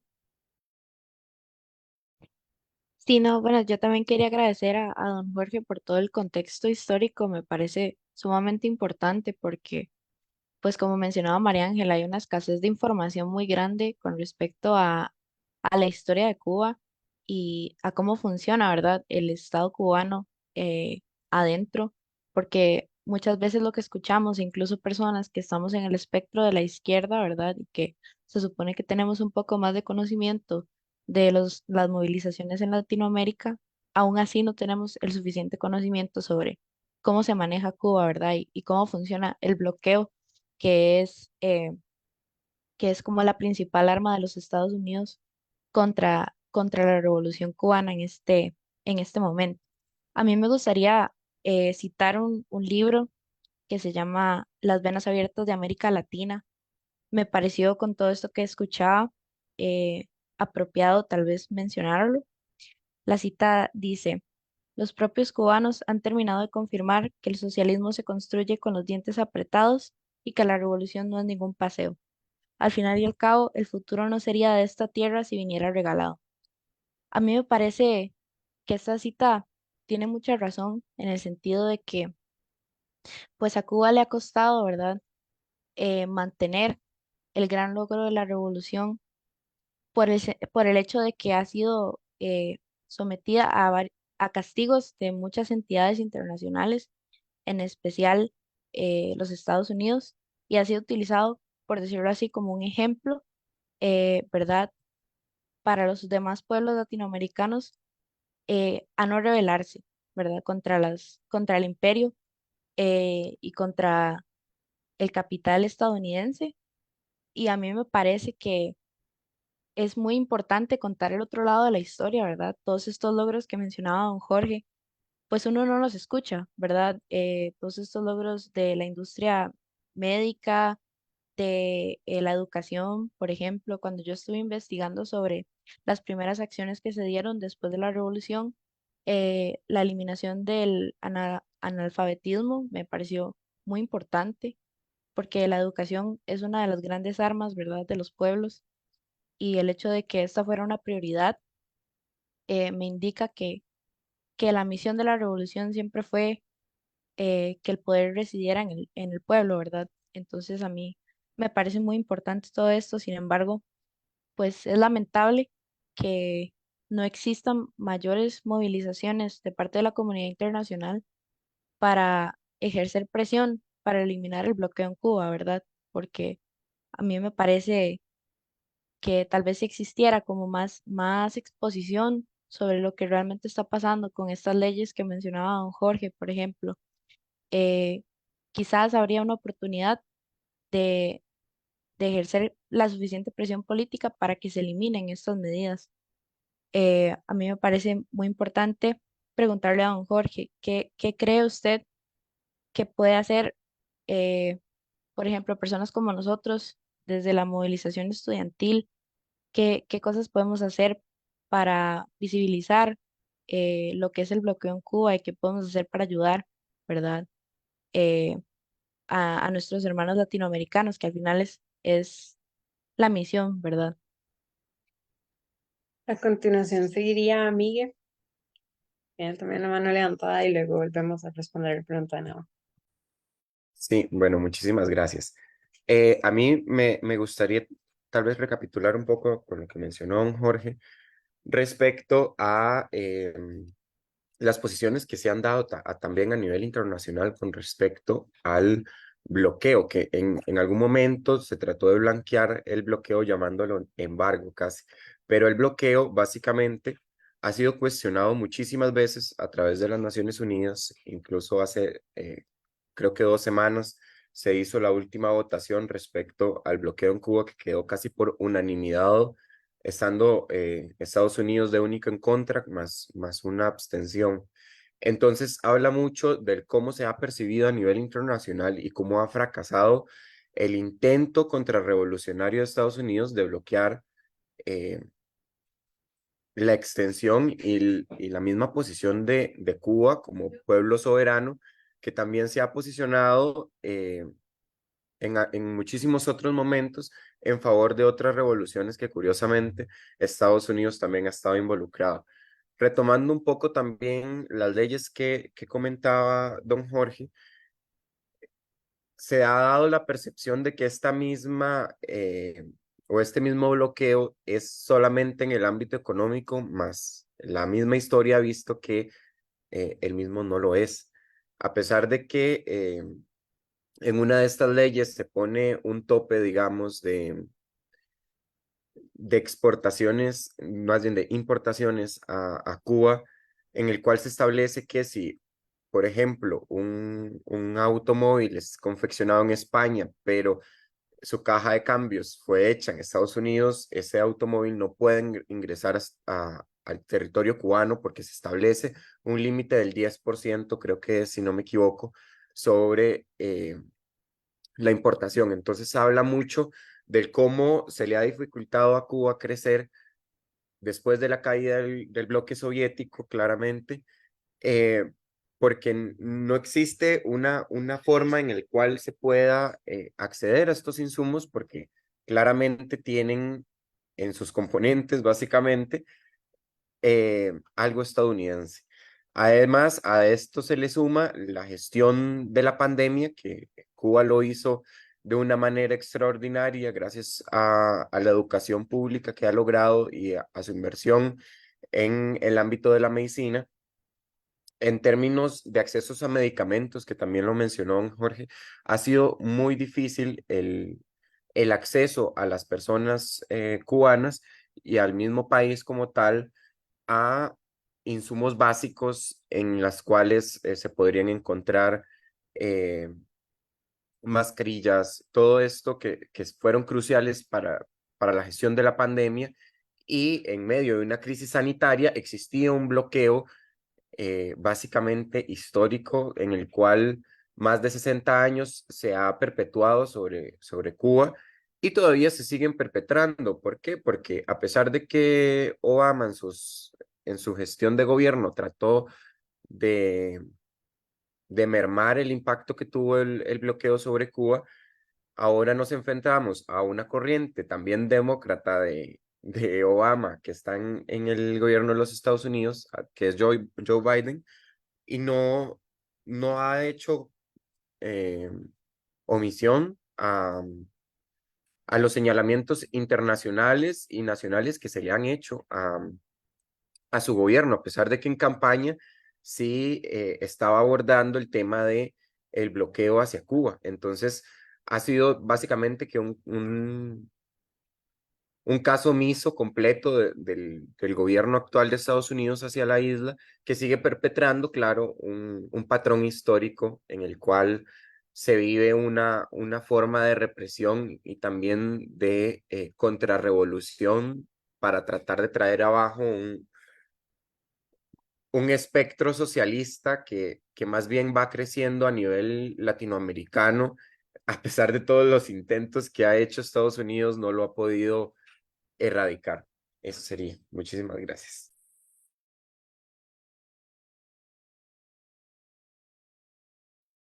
Muchísimas gracias a Migue y a Nao. Bueno, ahora sí le doy la palabra a don Jorge para que responda la pregunta de Naomi. Sí, a ver, bueno, ella decía habló del libro, ese excelente libro, Las venas abiertas de Norteamérica, de Eduardo Galeano. Y mencionó algo que yo creo que no toqué en mi intervención, pero creo que es importante que se sepa. Ustedes saben que a nosotros se nos califica como una dictadura. Algunos dicen que somos una dictadura sangrienta. sea, es como si en Cuba los chorros de sangre corrieran como río por las calles, cuando en Cuba no ha habido, en 65 años de revolución, no ha habido un asesinato político, no ha habido un secuestrado, no ha habido un torturado, no ha habido desapariciones. Entonces, eh, se nos acusa de... pero esto es desde el mismo inicio de la revolución. Al inicio de la revolución, eh, al inicio de la revolución, se hicieron juicios eh, a los esbirros, a los asesinos, a los torturadores, a los criminales de la dictadura, aquellos que no pudieron escapar, porque muchos, empezando por Fulgencio Batista, escaparon de la justicia revolucionaria. Bueno, y se formó toda una campaña sobre los llamados fusilamientos en Cuba. Incluso hay hasta una foto de un señor que aparece vestido de campesino, arrodillado frente a un cura, donde ganó un premio Pulitzer, esa foto, y resulta ser que ese era un esbirro de la tiranía, un miembro del ejército que había asesinado a 4 niños. Eso se supo después, porque sin embargo, mire, aquí yo tengo, esto aquí es a copia de una encuesta del 15 de febrero del año 1959, hecha por la revista Bohemia, o sea, a un mes y medio de haber triunfado la revolución. Bueno, dice esta, entre otras encuestas, dice que es importante destacar algunas de las cosas que dice esa encuesta. Y dice, por ejemplo, que el pueblo que refleja la encuesta, fíjense, lo que refleja la encuesta de aquel momento, en pleno momento donde se están haciendo los enjuiciamientos a los birros y a los asesinos, se están a muchos de ellos condenando a la pena capital, a la pena de muerte. Bueno, dice, primero, el pueblo tenía hambre y sed de justicia. Esos son lo que refleja la encuesta. Después voy a dar la cifra. Dice, de aquí que la justicia que ha hecho la revolución, la forma de hacerla, el castigo a los culpables, los fusilamientos, etcétera, sean en conjunto la medida del gobierno que viene en primer lugar como lo mejor que se haya hecho. O sea, cuando califica la gestión del gobierno revolucionario, la máxima calificación para todo el mundo es haber hecho la justicia revolucionaria. En segundo lugar, las medidas del tipo económico, fundamentalmente la reforma agraria y las de tipo laboral, merecen un segundo lugar, casi tan fuerte como la razón anterior que obtuvo el primer lugar. En tercer lugar, el restablecimiento de la libertad constituye en su conjunto de respuesta el tercer gran grupo de medidas del gobierno consideradas como las mejores. Casi pudiéramos afirmar que las tres razones principales por las que la opinión es tan favorable al gobierno son que no solo volvió a establecer la libertad en Cuba, sino que castigó al mismo tiempo a los responsables de haberla suprimido, pero dándole un contenido económico al hecho revolucionario, a proyectarse con sentido de futuro hacia el mejoramiento material del pueblo cubano. Ahora, cuando vamos a la encuesta y a los datos que publica de la encuesta, por ejemplo, por totales, ya por totales, de hombres, mujeres, blancos y personas de color, como le llamaban en aquel momento, mestizos. Bueno, en los totales dice, ¿cree usted lo que está haciendo perfectamente bien? O sea, que el gobierno lo está haciendo perfectamente bien. Bueno, el porcentaje que lo pensaba que lo estaba haciendo perfectamente bien, es del 91,85%. Cree que lo está haciendo todo muy bien, el 3,34%. O sea, que entre los que consideran que lo estaba haciendo bien y los que lo consideraban que lo estaba haciendo muy bien, tenemos más del 95% de, de los encuestados. O sea, que todas esas medidas que tomó la revolución desde el inicio contaban con el amplio apoyo de la población. No me voy a tener más aquí porque sería muy largo. Busquen esto, está en internet, hay un compañero, el profesor Eliades Acosta, que radica en República Dominicana, que tiene un programa todos los días. Ahora es entre las 7 y las 8:30 de la noche, que se llama Pensar la Historia, donde analiza diferentes aspectos de la historia de Cuba, lo analiza a profundidad. Precisamente este material sobre la encuesta de Eugenia se la pedí, él me la mandó, y él lo tiene publicado eso en su página de Facebook. Se puede encontrar como Pensar la Historia y también en la página de él, Elías de Jacob. Ahora, yo me quiero referir a algo que no hemos hablado, que lamentablemente no toqué, pero que de cual se habla mucho también. Como decía, se nos califica como una feroz dictadura, una dictadura sangrienta. Se niega que no se habla de las elecciones en Cuba, de los procesos eleccionales, como si en Cuba no hubiese elecciones cada 5 años, como si no funcionara un parlamento, la Asamblea Nacional de Poder Popular. Porque no hay partidos políticos electorales. Ya dije que quien suprimió los partidos políticos electorales en Cuba fue Fulgencio Batista con su golpe de Estado. Y que todos se autodisolvieron. Y que en lugar por buscar la lucha política, optaron por hacer la guerra y entonces en esas circunstancias de guerra, de asesinatos, de invasiones mercenarias, de agresiones biológicas, no podía, de bloqueo, ¿cómo íbamos a hacer nosotros unas elecciones en esas circunstancias? No podíamos hacer, teníamos que garantizar primero la defensa de la revolución. Y no es hasta 1976 en que entonces se aprueba la primera constitución de la revolución y se sustituye la de 1940. Se aprueba en referéndum, previo a una discusión y participación popular, se aprueba en referéndum con el 97,3% de los electores que dijeron sí, en voto directo y secreto. Y esa constitución, con algunas modificaciones en el año 1992,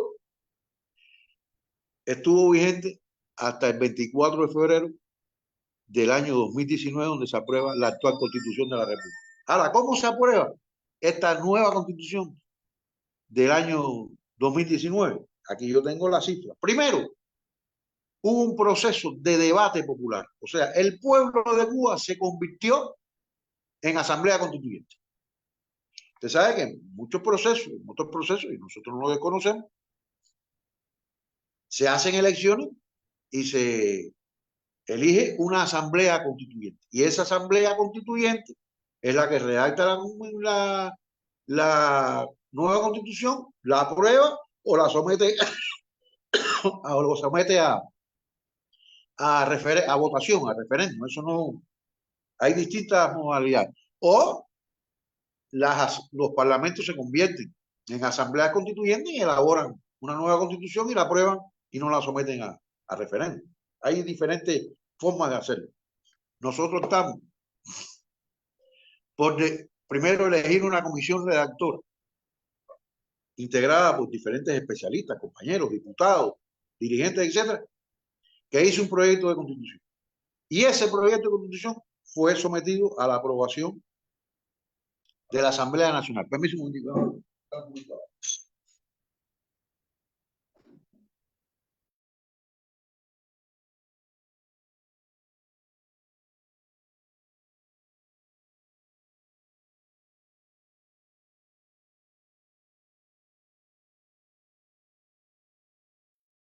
ese proyecto, se me escucha, ¿no?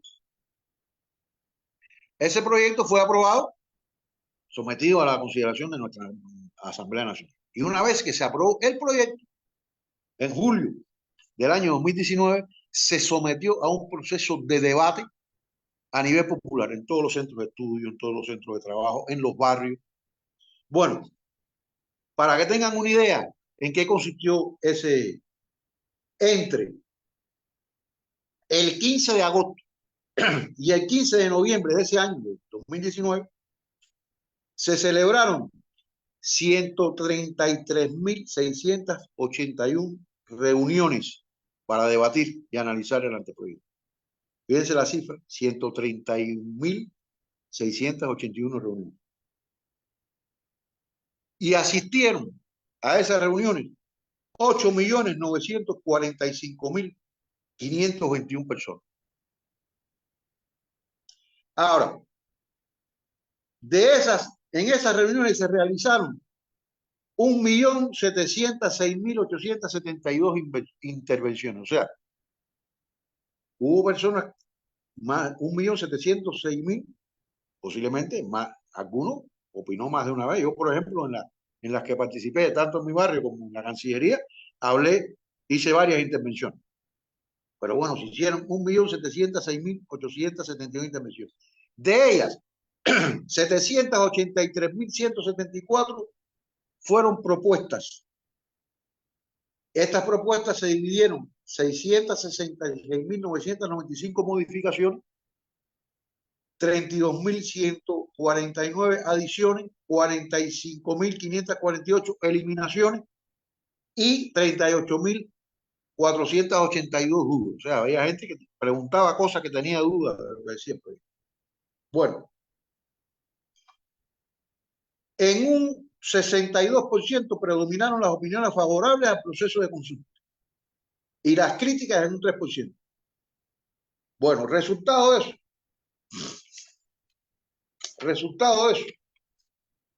la comisión redactora hizo 760 cambios en ese proyecto de constitución, que van desde una palabra o frase hasta la incorporación de un párrafo o artículo completo.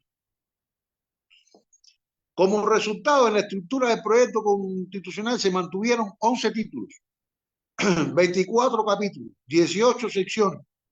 O sea, se añadieron 2 más al texto original, 229 artículos, 5 más, y 8 párrafos del preámbulo se modificaron. Unos 134 artículos fueron modificados, lo que representa el 60%. 3 artículos se eliminaron y solo 87 continuaron intactos. Eso. Bien. Ya después que se pasó ese proceso, se llevó al debate y discusión y aprobación en nuestra Asamblea Nacional. Que también hubo debate, algunas modificaciones, algunas cosas, y finalmente se aprobó. Y después que se aprobó por nuestra Asamblea Nacional, se llevó entonces a referéndum. Y vamos a ver las cifras del referéndum. Bueno, la Constitución fue ratificada por el 86,85% de los votos emitidos, según los datos de la Comisión Nacional Electoral. Bien, 7.848.343 cubanos acudieron a los colegios para decir sí o no sobre el texto constitucional.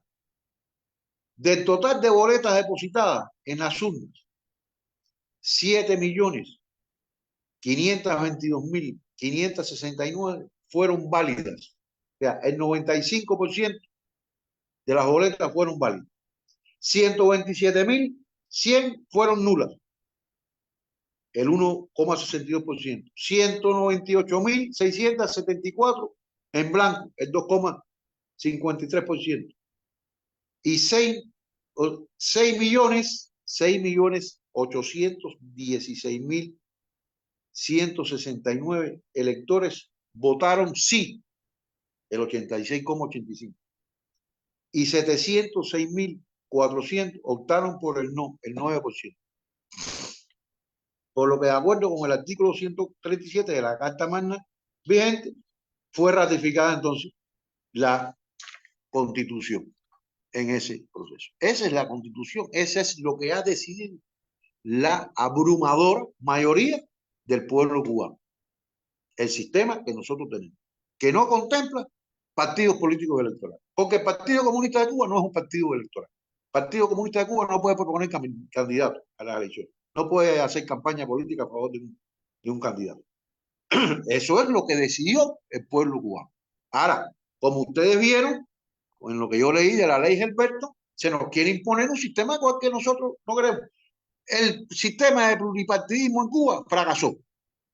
En primer lugar, no pudo impedir el golpe de Estado de Fulgencio Batista, por ahí.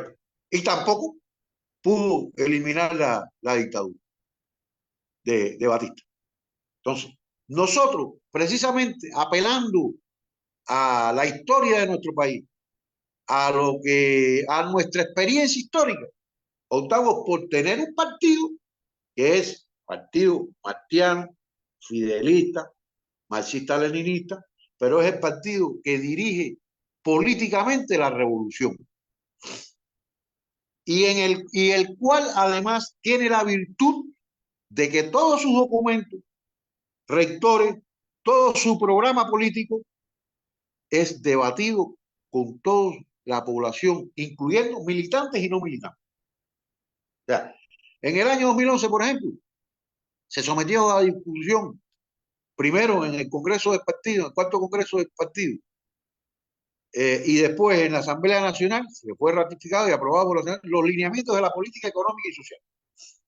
Pero eso fue, antes que el Congreso del Partido lo aprobara, fue discutido, así como mismo se discutió el proyecto de Constitución, por toda la población, y se recogieron las opiniones de todo el mundo, de militantes y no militantes. O sea, un partido que consulta eso. Pero debo señalar algo también.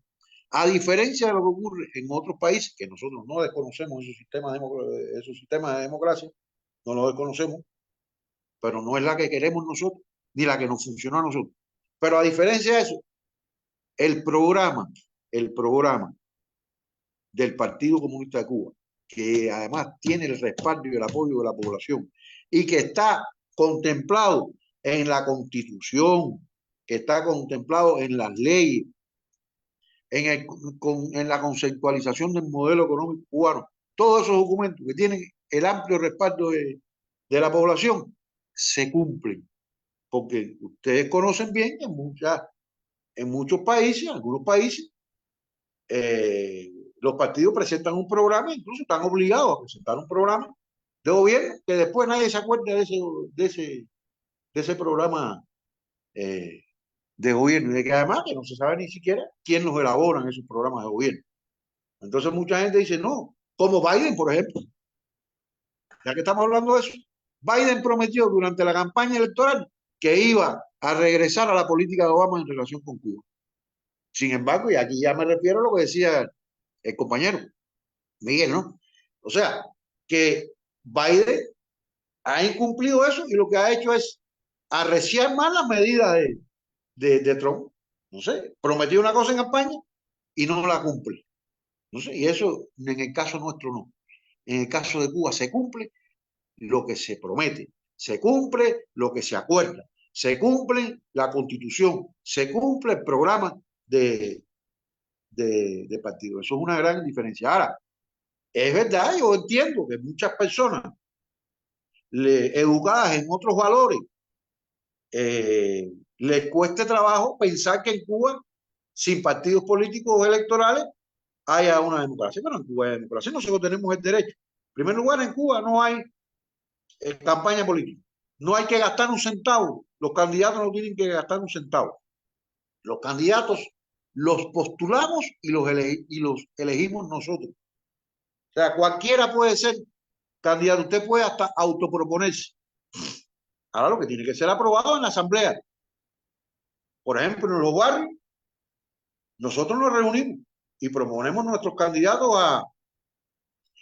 a miembros de la Asamblea eh, Municipal. Y después la Asamblea Municipal, una vez electa, se convierte en colegio electoral y elige los candidatos a diputados a la Asamblea Nacional. Y después esos candidatos a la Asamblea Nacional tienen que someterse a un proceso de votación eh, directa y secreta por todos los ciudadanos en cada distrito electoral. Esa es nuestra forma nosotros, y además nosotros también podemos pedir la revocación del mandato de las personas electas. Tenemos también esa potestad y además los electos tienen que rendirnos cuenta de su gestión. O sea, y ahora se insiste mucho porque es parte del perfeccionamiento de nuestro sistema de poder popular, de que los diputados, por ejemplo, tienen que estar constantemente yendo a los territorios por los que fueron electos, recogiendo las preocupaciones, visitando el territorio, recogiendo los problemas, tratando de darle solución a los problemas que hay en los territorios. Esos son nuestros diputados, que además no son profesionales, salvo aquellos que integran las comisiones permanentes de la Asamblea Nacional, pero en su mayoría siguen ejerciendo sus profesiones y se reúnen ordinariamente dos veces al año, pero no quiere decir que no estén trabajando durante todo el año. Por ejemplo, desde que se aprobó la Constitución en 2018 hasta la fecha, ya se han aprobado 118 nuevas legislaciones porque ha habido que adaptar la legislación del país, las leyes, todos los procedimientos, etcétera, a la nueva Constitución. Por ejemplo, algo que no existía en la Constitución de 1976 y que mucha gente ni siquiera sabe, dice en Cuba, como yo he escuchado decir, en Cuba no hay propiedad privada, ¿no? En Cuba hay propiedad privada sobre los medios de producción. Se introdujo precisamente en la Constitución del año 2019. Antes no existía, aunque existía propiedad privada de los campesinos, de los transportistas, etcétera. Pero bueno, sobre los medios de producción no había propiedad. Eso se introdujo en la Constitución del año 2019 como una de las formas de propiedad. Resultado de eso es la creación de pequeñas y medianas empresas de capital privado y que funcionan como un complemento a la economía del país, porque los medios fundamentales siguen siendo propiedad de todo el pueblo. Eso, y van a seguir siendo propiedad de todo el pueblo. Pero hay una economía con mercado, con un sector de mercado que no quiere decir que es una economía de mercado. Entonces, el referente a lo que decía el compañero de bloqueo en banco, efectivamente esa es la denominación eufemística que la ha dado Estados Unidos, embargo, y la gente repite embargo. Mire, señor, hay una diferencia entre embargo y bloqueo. Embargo es una medida cautelar que un tribunal impone a quien cuando se le debe, tiene una deuda, no ha pagado algo, etcétera. Le puede poner, incautar sus bienes y ponerle una medida cautelar de embargarle de sus bienes. Pero ese no es el caso de Cuba con Estados Unidos. Cuba nacionalizó las propiedades norteamericanas, pero es el único país, Estados Unidos, es el único país cuyos empresarios no han cobrado las indemnizaciones porque el gobierno de los Estados Unidos se negó a negociar con nosotros, con el gobierno revolucionario. Intentó desconocerlo, ¿por qué? Porque partían de la base que iban a derrocar la revolución y que eso no era necesario. Y entonces se rechazaron las propuestas que se hicieron. A todos los demás empresas extranjeras, española, británica, francesa, a todas las demás empresas extranjeras que había en Cuba se les indemnizó. Entonces, eso ya partiendo por ahí. Esa es la diferencia. Bloqueo es cuando tiene medidas extraterritoriales, que es lo que decía, y que es lo que dice la ley Gilberto. Son las sanciones que le han impuesto a otros países por comerciar con Cuba, a otros bancos por hacer transacciones legítimas de nuestro país. O sea, la aplicación del título tercero a empresarios que negocien con Cuba, que no, entre otras sanciones, ese empresario que negocia en Cuba, como por ejemplo el presidente de la cadena Somalia, que no puede obtener visa, se le prohíbe visitar a Estados Unidos, siendo él un ciudadano español, además.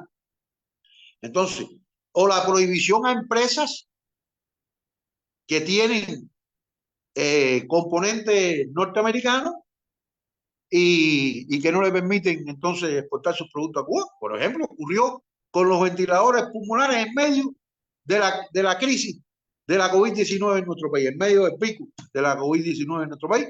le prohibieron a empresas europeas a las cuales nosotros le adquiríamos los ventiladores pulmonares, que nos vendieran los ventiladores pulmonares a nosotros. Le obstaculizaron y le prohibieron a empresas que nos suministraran oxígeno medicinal cuando tuvimos la rotura de la planta nuestra de oxígeno medicinal en pleno pico de la pandemia de la COVID-19. Una política criminal, tratando de crear desesperación en nuestro pueblo para provocar un levantamiento popular. Entonces, estamos hablando de eso. Eso es una política que hay reconocido y no por gusto, la resolución de las Naciones Unidas dice terminar el bloqueo económico, comercial y financiero impuesto por los Estados Unidos contra Cuba. Ese es el título de esa resolución. Habla de bloqueo, no habla de embargo. Entonces, yo creo que hay que, y yo lo que, o sea, nosotros como hemos cometido nuestros errores y los seguimos cometiendo. Porque en primer lugar, nadie ha construido el socialismo. Nosotros estamos viajando hacia una cosa desconocida en el mundo. No hay referencia a eso. Y menos la construcción del socialismo en un país bloqueado.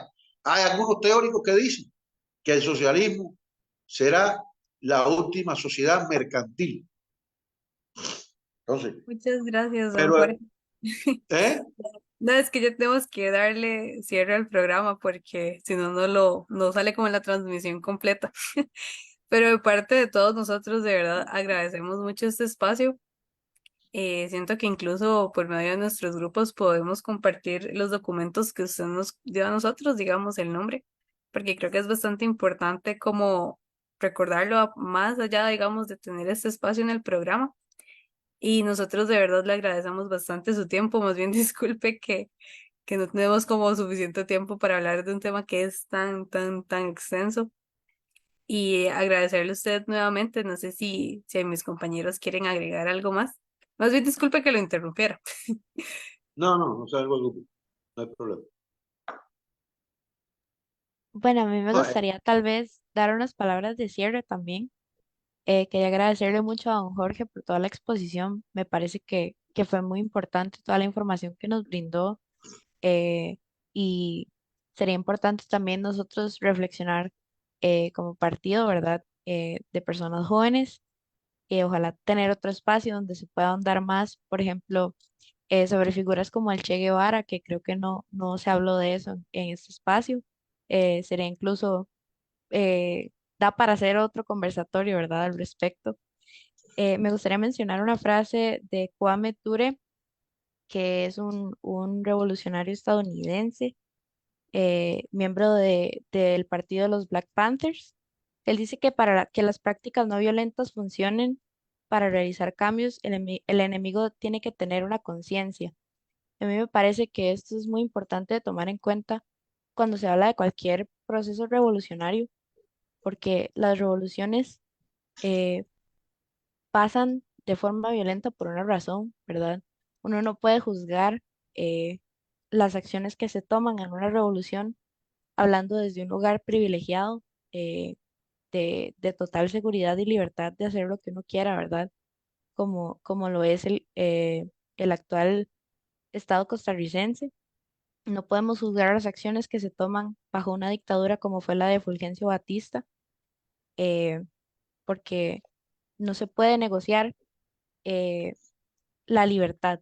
Yo pienso que se toma, no se negocia, ¿verdad? Entonces, yo admiro mucho el movimiento revolucionario cubano por eso y agradezco muchísimo el espacio que don Jorge tomó de su agenda y de su tiempo personal para educarnos un poco al respecto de cómo se ha formado el Estado cubano a partir de la caída de la Unión Soviética eh, y de la extensión del bloqueo de Estados Unidos. Entonces, sí, muchísimas gracias y muchísimas gracias Alternativas por el espacio también.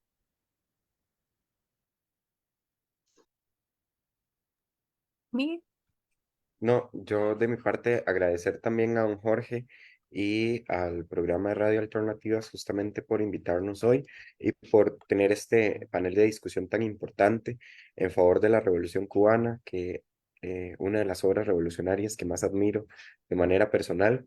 Entonces, pues agradecerles de verdad por este espacio.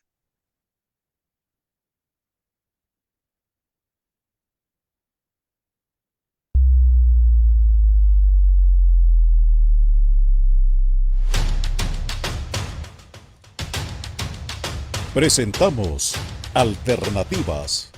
Pensar libremente para construir un país y un mundo integralmente mejor. Alternativas.